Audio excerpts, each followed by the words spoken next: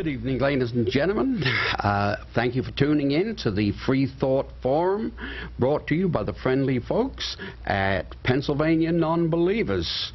I'm Doug Diggins, your host this evening, and this is Jacob Z, who is the co-host. We hope to entertain you tonight, and thank you very much for tuning in. Keep in mind that this is a live broadcast, and it is call-in. You can phone us with a number that will be coming up on your screen very shortly, and we'll be only too pleased to take your call, answer any questions, or change the subject if you so desire. I don't see the number up on the screen yet. Probably just a minor technical malfunction, but I can guarantee you it will be up before the show is over. If you can hear me in the control room, Jim, there is nothing on the screen for the phone number. So how was your weekend and everything?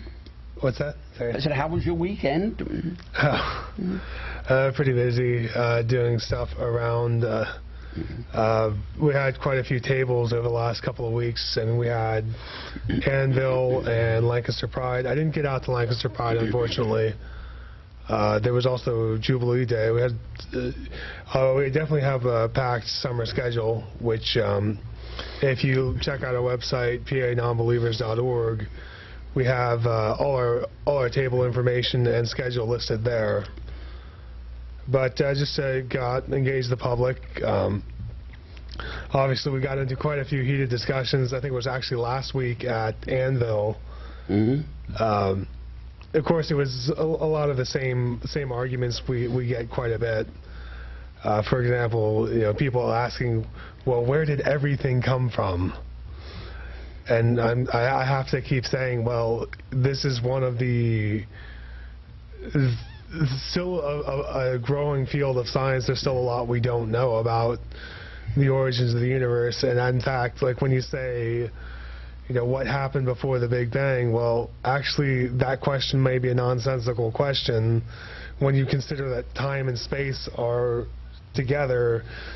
And you have some weird situation where time may not actually be existing in the way we think of it at that point. But we, as non-believers, as free thinkers, tend to respond is that we don't know, but we're not going to make up answers like some God that we've never seen is responsible for it all. And I think I'm to the point where I'm just going to change tacks, and my answer is just going to be it's an irrelevant question, because truly it is, and this is why. The best you can ever conclude from that argument about where did everything come from, that only gets you as far as a deistic God. Actually, it doesn't even get you that far. Because all it says is at some point there was something, but it doesn't say whether or not that something is still there. If you think about it, this is one of the arguments, one of the better counter-arguments I've heard to this is, well, what if we say that God got lonely and blew himself up and that was the Big Bang? Yeah. It fits everything you're arguing for, and it doesn't require God to still exist. But even if you can get to the deistic God without any indication of whether that God cares we believe in it or not, or gives us any sort of rules, it's not going to change how I live. So that's why I'm open to deism, but I've often said it's kind of irrelevant for that reason. With nothing to know about it, what's the point? Yeah, and if it's something that you sort of discover yourself, what would be the need of changing? Right now, if you found out, can't say found out, if you clearly suspected that there was a creator, God, out there, would it just automatically occur to you, then I'd better start worshiping him. I mean, where there's actually absolutely no indication whatsoever that if there was a creator, that he would want or require you to worship him like that. So you just go along the way that you've always been. And if you say, well, there is a God, then just say, well, hey, thanks a lot. Yeah, I mean, that's the that's why I say it's an irrelevant argument, because even if you get yourself to that point, there's nothing you really can conclude from it. You need a lot more than that. And I think one of the more interesting arguments I got at Anvil was somebody. It took me about 5 minutes of talking to him to have any clue as to what his beliefs actually were. Oh, you were just sort of nebulous there, going around the... I started asking, and it's not like he believes in a higher power, it's just sort of a power. It was... Those are some of the more annoying ones, because it's just like, oh, okay. But the weird part was his reasons for it, which was, and I kid you not, his reasons for believing in this power was the way subatomic particles behave. Oh, is that right? Yes. And instantly I had thoughts of Deepak Chopra popping up in my mind. Like, you're appealing to the least understood branch of science that there has ever been. So, I mean, even when scientists start talking about even when some certain scientists start talking about quantum physics, or things like quantum indeterminacy, even then, even scientists, I'll back off the argument unless I know for sure that this is their specialty, because it's such an abused section of science. And it's still like theoretical mathematics. They're trying to use these very high power and new equations to check the existence of, to prove the existence of a subatomic particle.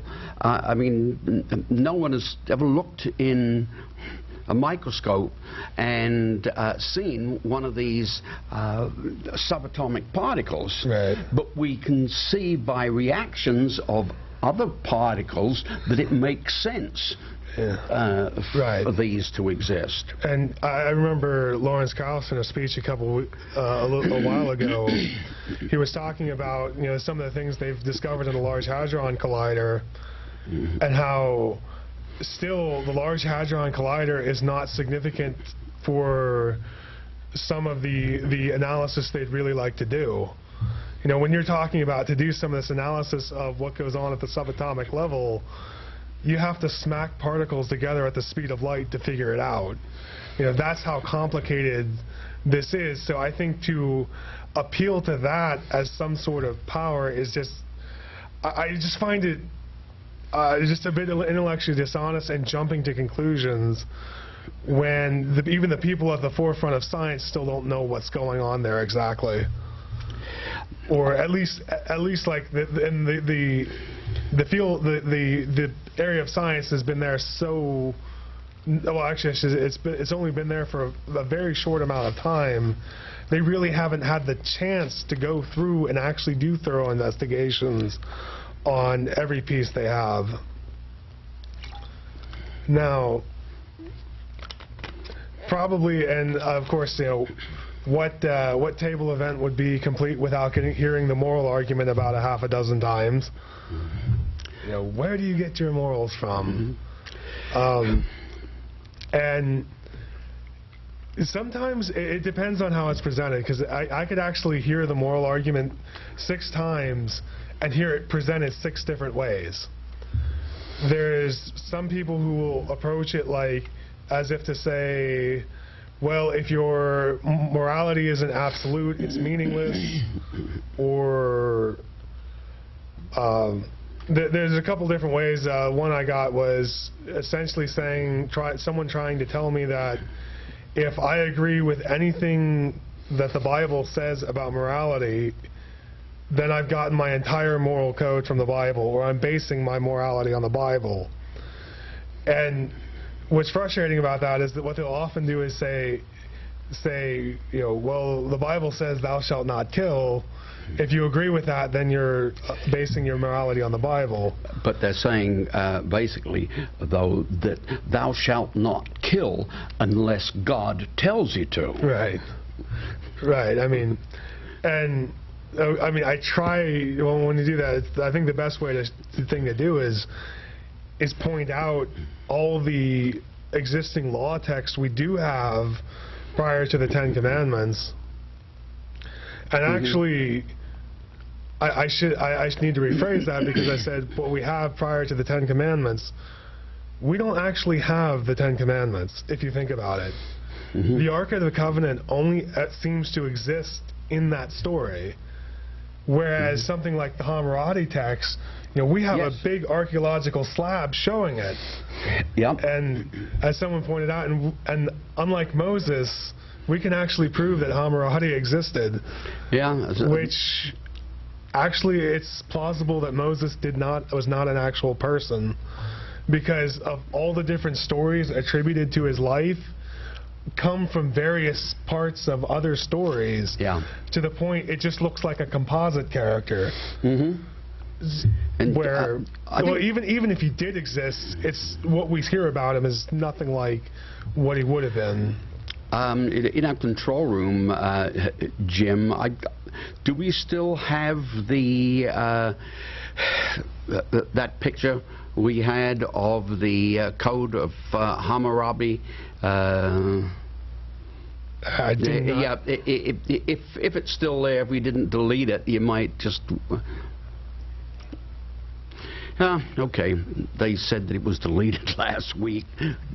But yeah, this is like I talked to for a while, like a couple weeks ago, on presuppositional arguments, and this is kind of a presuppositional argument if you think about it. The idea that they think that just because you think this way, that you're basing everything off of their value, off their holy book, which, the more I look into presuppositional arguments, I'm starting to understand at least the thought process behind them.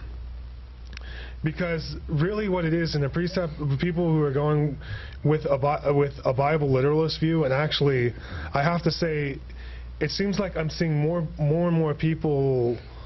It's mostly the Bible literalists that are coming with presuppositional arguments like this. And I think the reason for that is atheists can't exist in their worldview. Okay. Very true. I don't know how else to put that, but seriously, because they think the Bible says no one was without excuse, or everybody's supposed to know it. There's no other knowledge other than the Bible. Right. And through various texts, like, essentially, the literalist view is an honest atheist doesn't exist, or that they can't be moral at all on their own. And that's why I'm starting to understand at least the thought process behind them. It doesn't mean I agree with them in any sense, but that's just that's just the kind of I think that's the root idea there, and I think it's important to identify that, how at least understand the thought process behind it.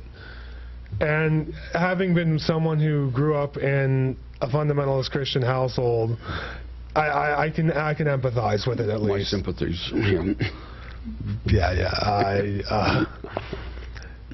Well, as they say, it's those kinds of people who tend to make the fiercest activists we have, and I think for that reason. But then there was one other argument that kind of stuck out at me that I got, was someone came up to me and said, So what happened one day? Did like two animals call the sea, and one said, "You be male and I'll be female"? It's an argument I often hear. It's an argument from ignorance that about questioning about how genders form, and how everything started by reproducing asexually, and then to what we see today of two well-defined genders, at least among mammals and reptiles. But really, I think what I tried to explain to the person who was making this argument was actually the clownfish does change genders in the course of its lifespan. They start out as males and then can become females later on. Or if the female dies, one of the males can flip genders. And actually, we see this kind. It's not just the clownfish either. There's several fish, or a couple amphibians, I think, but from what I understand, it's mostly the fish that have this sort of very hazy, very I say not so well-defined genders is about the best way I can describe it, where if you think of gender as only like this, what we see in humans, where it's very clear. Well, actually, even that would be inaccurate to say at times, but for the most part, where it's very clear of male, female. Whereas when you look at some more primitive forms of life, it's not so clear what's going on there. And when you understand that evolution is a lot about starting out as very simple beginnings, where there aren't these rigid barriers between two things. Well, I mean, if you look at the seahorses, right, for instance, for the whole gestation period, it is the male that has all the young in like a pouch in the front of him. It isn't the female that carries the growing seahorses. It is the male, and it is like the male that almost impregnates himself. Although I suppose that the woman is in there someplace like that, but I believe that they said that the cycle. Well, I think when the eggs do start in the female, and they kind of transfer it over. But which I should say that a lot of men should be very, very thankful that they're not seahorses. Okay, because I think that would be painful. But I mean, the general point I was going for is, there are numerous plausible ways that gender can develop just one step at a time. That's when it's a common argument when you look at, say, the human eye. It's actually very easy to explain when you start looking around the animal kingdom and see it in all stages of development, and how each incremental piece has its own advantage to it that will be favored by natural selection. And even to the spectrum that eye can see, the wavelengths. Right. I mean, there's some eyes that can see into the infrared like that, and there are others that could see further into the ultraviolet than our eyes. But it's a question of that they have adapted the eyes for the environment that they're in. Right. And it's just really a matter of, and that's why I was saying I'm trying to go through this is to show that, it's a lot of these arguments try to think, well, it just happens suddenly one day. But you can show that no, it doesn't have to happen suddenly. Where there's a lot of in betweens, and it's where it's not so well defined, and it's especially significant when we find that kind of things in something like fish or even bacteria or something like that.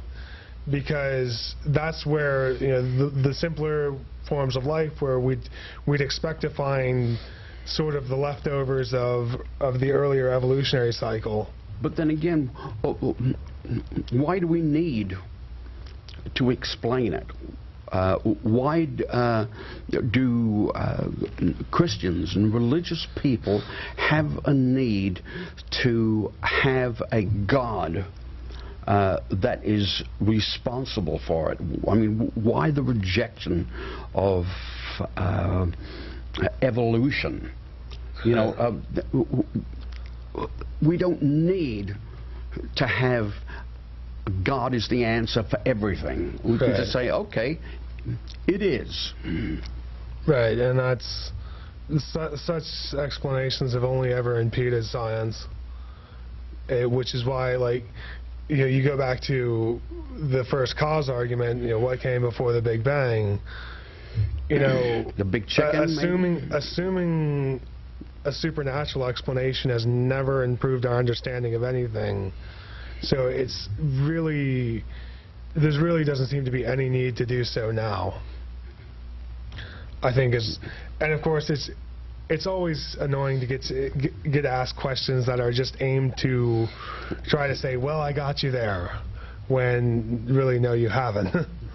Yeah. You know, I can explain that. Just moving on a little bit here, a little bit of news out of Saudi Arabia. Actually, it's probably about a month old, but I think it's interesting nevertheless. They've made a pronouncement that atheists are terrorists. That's unilateral, and that's what the government of Saudi Arabia has declared in a new set of laws passed down by the government Interior Ministry.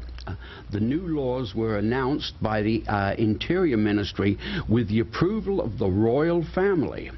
Article 1 expressly prohibits calling for atheist thought in any form or calling into question the fundamentals of the Islamic religion on which this country is based. Article 4 prohibits communicating atheist opinions via social media, such as Twitter and Facebook, as well as visiting internet websites of atheist and free thought groups. And Article 6 prohibits contact or correspondence with such groups or individuals. These laws are an egregious effort, not just to atheists, but all of humanity, coming from Saudi Arabia, the home of Al-Qaeda and the Islamic Jihad. So I guess that we're terrorists. I suppose that maybe not here we're considered terrorists, but it looks like if we are going over for a visit to Saudi Arabia, we're going to be on some sort of watch list, which I find is a little disturbing, considering that all the Islamic nuts that are out there. I mean, you want to go over there and just have a good time, a good vacation, and if you say something that is anti-Islamic or pro-atheist, you're in deep trouble. Right. I mean, there is no freedom of speech. And depending, I don't know if this is one of those countries, but I know some of them, there's even, it can be harsh persecution even if you're just the wrong kind of Islam. Oh, yeah. I mean, you got the Sunnis and the Shiites. I think there's a third one in there. I can't remember which one it is. But there's definitely a lot of infighting there as well. But it seems odd. I mean, for that reason, it seems odd that it singles out atheists so hard like that. I think we're being picked on. Well, I think part of it is it seems to be very rarely that people are going from, well, it seems more common that people are going from their religion to atheism rather than dancing around religions. So I think that's part of why they see atheist as more of a threat than any other. At least I'm kind of making it as kind of an inference there. I don't know. I haven't seen the actual figures, but at least that's the way it seems here in America. I don't know if that's the same way it is over there. But there are actually American-based groups for former Muslims who have left the faith. And like protection groups. Right, protection groups, and they are trying to reach out to the people who are still, in the Islamic theocracies. Well, I mean, look at all that's happening in the news today. I mean, here we have that ISIS group, which is in the process of taking Baghdad. Now that's really scary. I mean, old George W. Bush there, when we went back, and we thought that we were fighting the people that took down the Twin Towers, but really it was just bad. Bad information like that, and now we're definitely sending in a few hundred American soldiers, but as advisors and everything. Now, a few hundred advisors. Now, this smacks very much like Vietnam. I remember that very distinctly, them saying, oh, no, we're not going to be involved in the war, that all we're doing is we're sending in advisors, and we're going to teach the South Vietnamese how to fight their own battles. Well, I enlisted in the U.S. Army during that, and I'm quite sure that all the soldiers that were in Vietnam were not there as advisors. They were there getting their damn behinds blown off.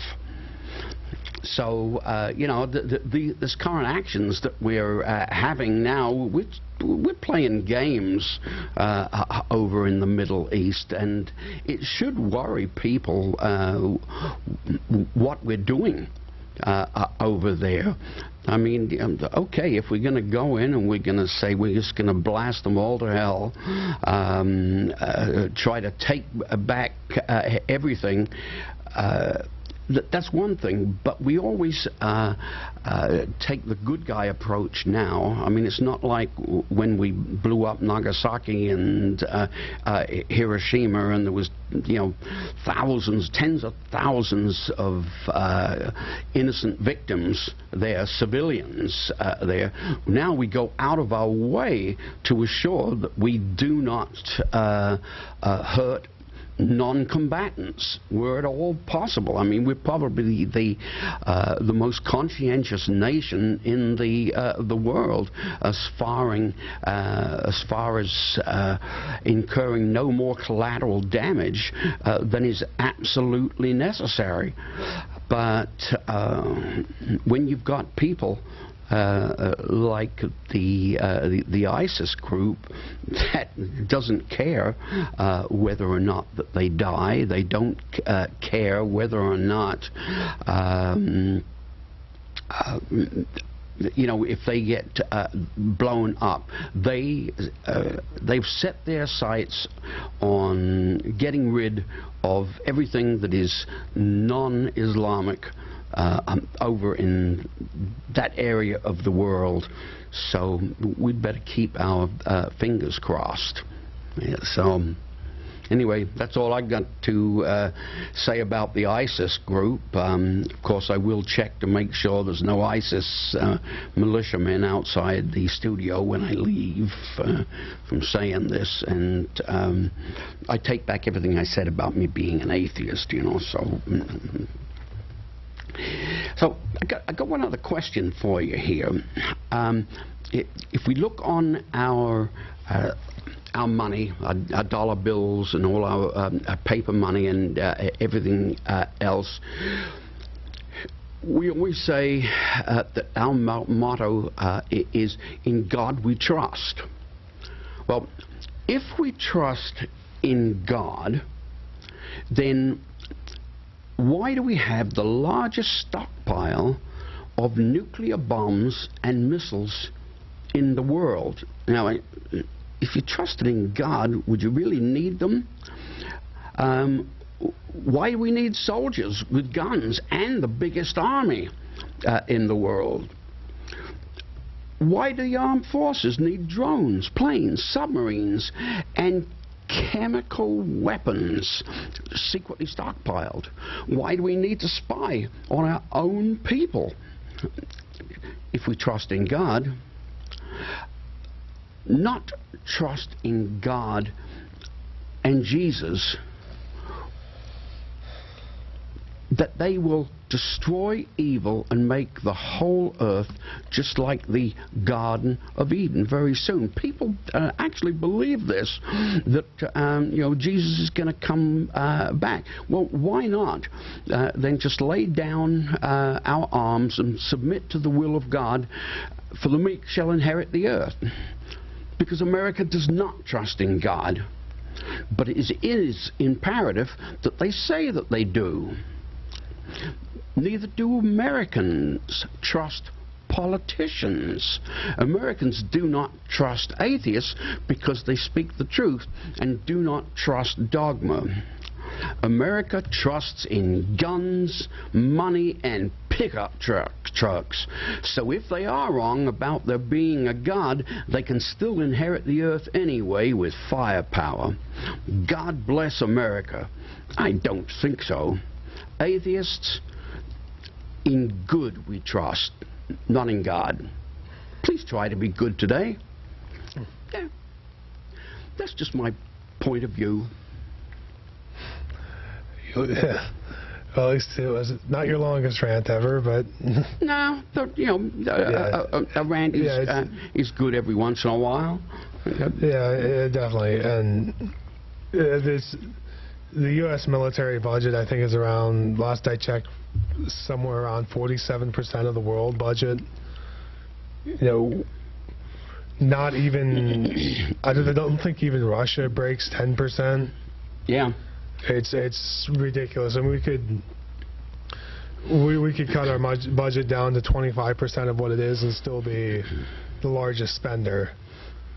And there's just really no call for it, I don't think.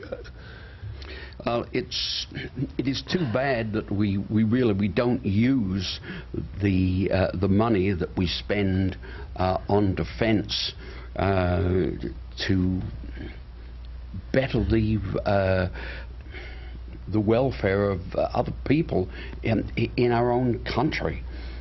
Here we're so ready to spend the money on bombs and troops and everything else, yet they still have the commercials on TV wanting you to donate money because this child in South Carolina needs a cleft palate operation.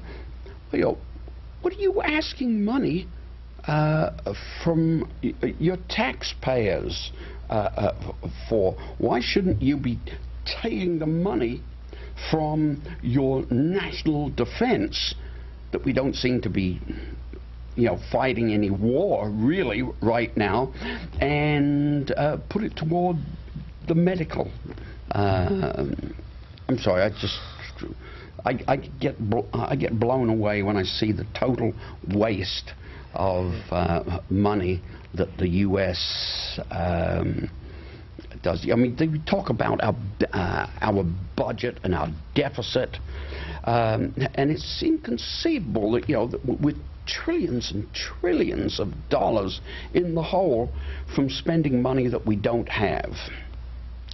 But okay, that was just another rant. But Let me tell you, as an atheist, we do have some inside information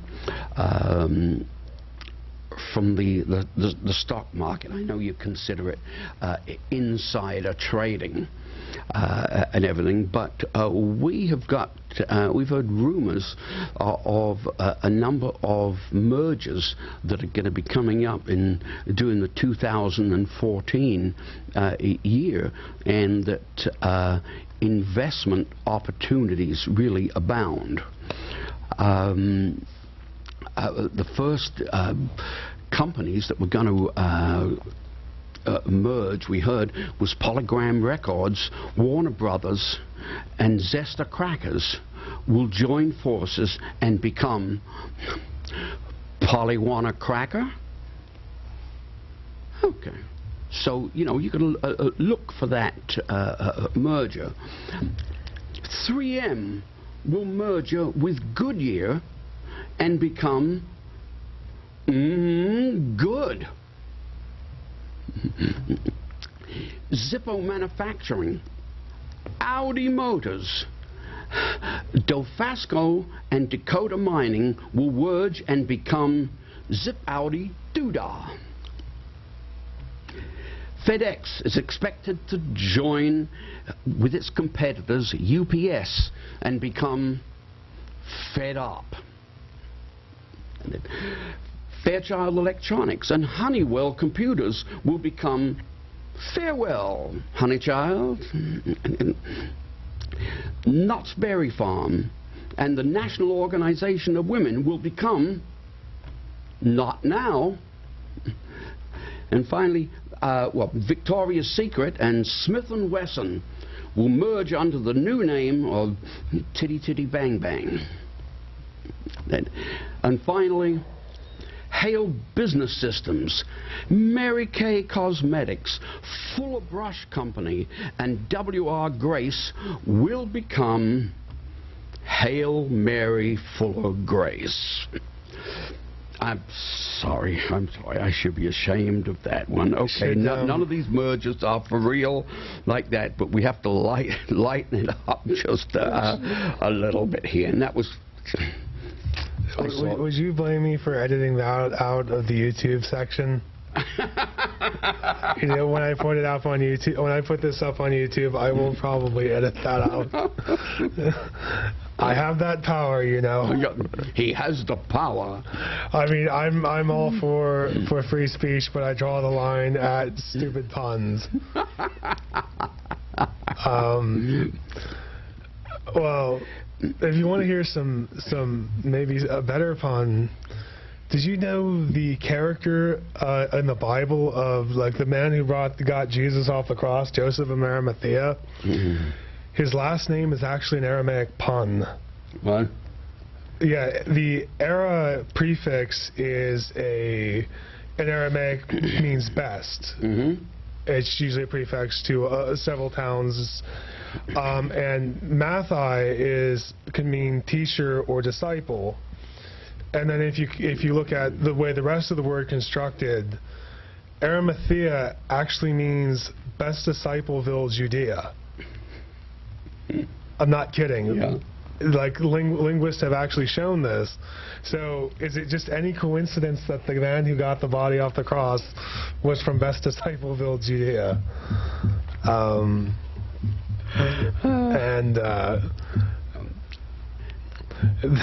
No, okay, but I read one other thing the other day. I was doing some research, and it was talking about Moses, okay, and that Moses actually had a speech impediment.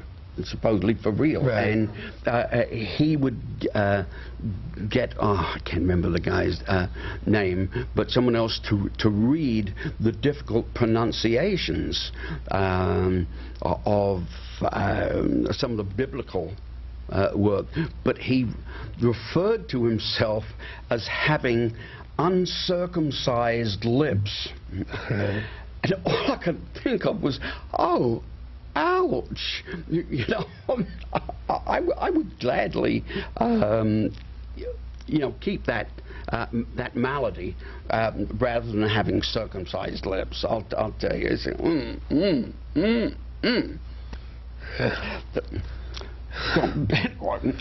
But it was true, and I thought, gosh, what a weird thing to say, because he had a speech impediment that he had uncircumcised lips. You know. So, what else have you got? I tell you what we need. What'd you say?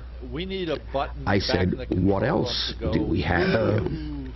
Well, there was one other thing, one other piece that I meant to discuss earlier, but I'll just bring it up now if there's anyone still watching. And that is, today I just saw an announcement that the organization Grief Beyond Belief is launching a website. For those of you who don't know what that is, it was I should say it is, up to this point, been a Facebook group as a support group for atheists going through difficult times. And it's really hard, you know, we might have a really much harder time of it because we all have, well, at least most atheists I know mostly have Christian relatives who they're well-meaning, but will often just say, you know, we'll pray for you, yeah. Or that, you know, he's in heaven, right. You know. I mean, you don't. It's hard to be mad at them because you know they mean well. You don't question the heart behind it, but when it's still sometimes hard for atheists to take. So that's why a couple years ago it was founded as a solution to that. Ah, it's up on our screen. Yeah, and it's been growing ever since.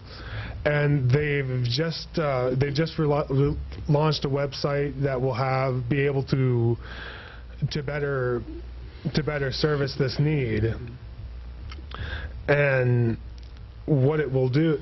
And they have registration forums and other things. I haven't. It was just released today. I didn't get a chance to really take a good look over it before coming in here.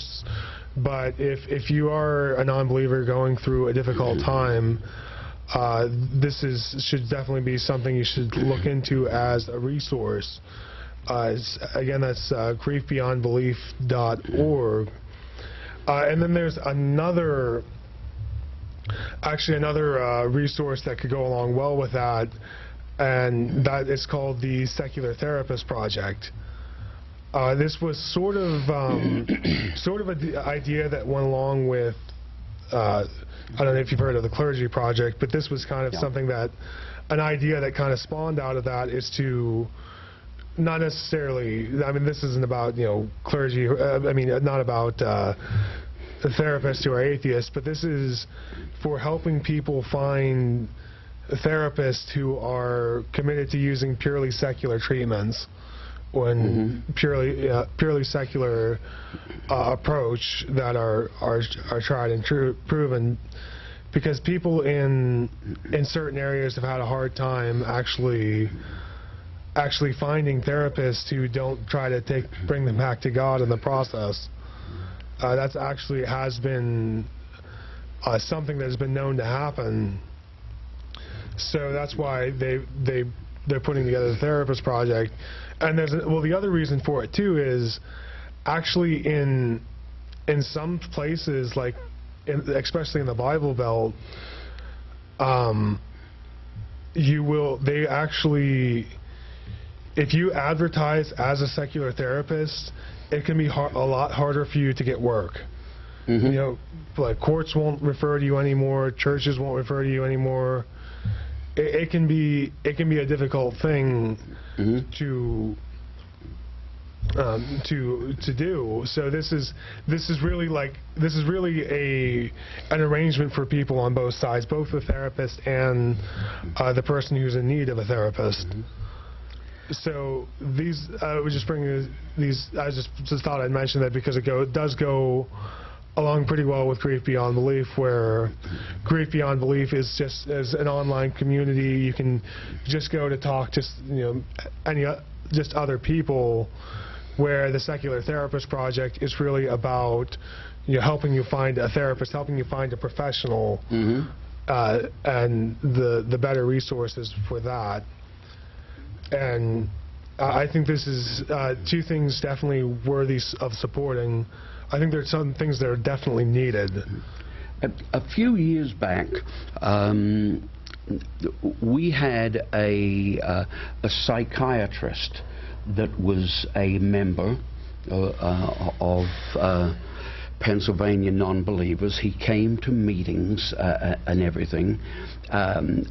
He was still practicing. He was in the process of retiring, but he went back decades and decades, and he quoted some of the names of some of the more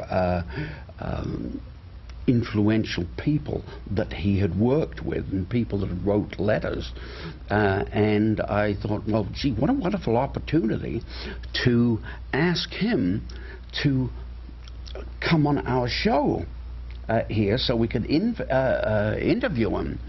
And he says, oh no, he said, I can't possibly do that. He says, I cannot come out of the closet. He said, even at this age, he says, because he said, I will probably lose all the people that come and see me. He says, and I do get referrals and everything else. And he said, if I come out as an atheist, he said, all that could be lost. He said, I'd love to, but sorry.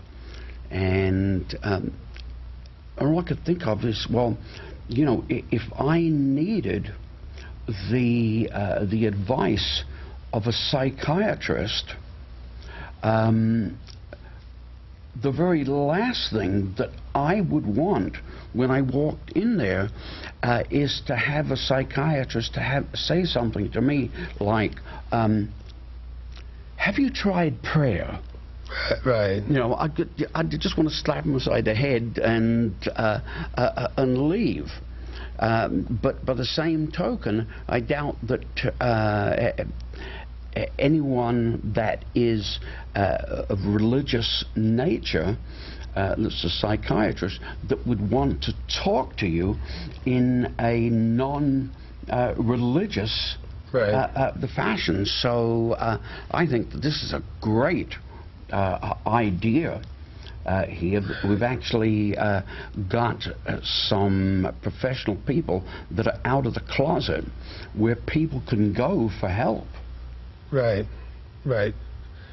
Which is, I think, and this is one of, I think one of our bigger complaints about some of the privilege given to the church is sometimes you get these pastors who are trying to stand in as counselors for people who don't actually have any formal training as counselors. Yeah, it's like a Catholic priest being a marriage counselor. Right. That's a joke. Yeah, it is. It is. I mean, and that's actually some of the things you've run in time to time as well, as I think even a couple of police departments were starting to try to use ministers as on-site, counselors, which if they're licensed and qualified, I wouldn't have a problem with that. But this was not the case, and both of these organizations we're mentioning are really there to help non-believers find the help they need, because it's actually a lot more difficult than it sounds. when you start to think about why it's, I'm mentioning these police departments using preachers just to show, why this actually is a hard thing for people to find help, the secular community to find grief counseling, because so much of the grief counseling you can find is dominated by religion. Yeah. So it's hard to find someone who's not a part of religion, who isn't going to try to proselytize to you in the process. And I don't mean to say that to make them sound predatory. Again, there's a lot of this where I don't question their motives. They think their motives are right, or sometimes they just coming from their point of view, from their perspective, right. They're absolutely in the right, because it doesn't even occur to them right. that the person might not be a believer. Right, Yeah. right, and I think that's just an attitude that hopefully will slowly change, and hopefully these kinds of organizations will help with that, to not only help the people in need, but also bring attention to the problem of the problem of findings of grief counseling, or just any matter for that any matter of counseling from secular means. And I mean, if you think about it, a marriage counselor, I think, there might be a time where they could determine that maybe the best course of action would be divorce, but you would never hear a religious counselor say something like that, Yeah. even if it's clearly the best option available. So especially a Catholic right. one. Well, not just Catholic, any fundamentalist. Yeah, but particularly Catholic. But the thing about being an atheist, being a non-believer, our organization, what it believes in, one of the cornerstones of our organization is accepting diversity. Diversity is what makes really the world go round. Everyone is not the same, and everyone is not going to be doing things that we will necessarily approve of. They won't be worshipping the same God or the same religion or anything, but it is the acceptance of diversity that is the icing on the cake. A few years ago, while I was attending a local street fair, actually it was the Mother's Day in York, the fair, and I had an encounter with the latest stuck in my mind since then, and this was years ago, and it's always made me sort of uncomfortable with men of the cloth that call for the torment in hell of sinners. He was there, this street preacher, he was there calling for hellfire and damnation for just about everyone and everything in sight, and that included Unitarians, Mormons, atheists, and Baptists. Thumping his Bible, the street preacher said that his God was not spelled with the letter A. Now, he happened to be standing next to a group of peaceful Muslims that were just handing out free literature, tracts about their religion, and inviting people to learn about Islam. Nice people. I'm certain that he would have sent the Muslims right to hell at that time, at that very moment. So there was not much acceptance of diversity there. But so is God spelled differently in other countries? You betcha. Like, what is God by any other name? Well, God is, I'm probably going to mess these names up, Allah, Ihye, Adonai, Elohim, Yahweh, Ahura Mazda, Aten, Vishnu, Shiva. In Hindu, it's Ishwar, Dieu in French, Dios in Spanish. There are 1,000 more names for God. So take your pick. And don't think that just because you use a generic God and someone says Allah, that it is some, foreign deity. No, like Allah is the word for God in in another language, just the same as Adonai, Elohim, Yahweh. It's just a matter of what language you're speaking. So regardless of what you call your God, just accepting the diversity that people will have different names and will act differently will go a long way for peace and tranquility in this world. I just wish there was a whole lot more of it going around rather than the fighting and the hatred and everything that seems to be permeating our society and the society of every other country. What can you say? We hope it's not going downhill, that it will take a trip back up, and although I don't particularly want to see Jesus come and save the world, because that has very nasty connotations for atheists, I certainly would like to see a cease in hostilities and have really goodwill toward all men, and it's not even Christmas.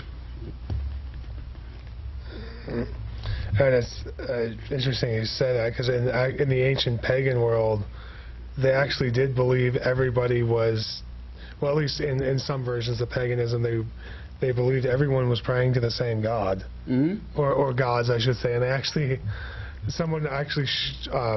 saw someone had a spreadsheet saying, well, which gods were equivalent in which religions, or actually, they were fairly tolerant back then too, where as long as you honored the god of the local town, they wouldn't have a problem with whatever you were doing. Yeah, and you could also have several gods, well, which was great. They had different gods for different things. Yeah. Of course. Well, I remember in when Lawrence Krauss debated William Lane Craig. The question was, has science disproved God? And Lawrence Krauss said, I'd like to edit that and say, has science disproved gods? I said, we've disproved all of these gods so far.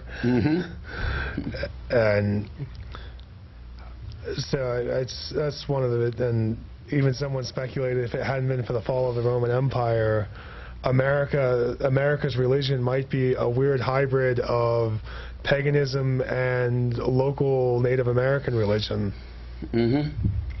Because that's the kind of how the pagan system worked. Very true. Well, it looks like we're kind of winding down our show right now. Sorry we didn't get any people calling in, but hey, this is not the last show that we're going to have, not by a long shot. We've been on for 13 long years, and no matter how hard you try, we're not going away, and we're just going to keep you informed of what the truth really is. Our next show will be Tuesday, July the 8th, and the one after that will be Tuesday, July the 22nd. Be sure to tune in at the appropriate time of 6 p.m. and see what we have to say. We'll see you next time. Yes, we will.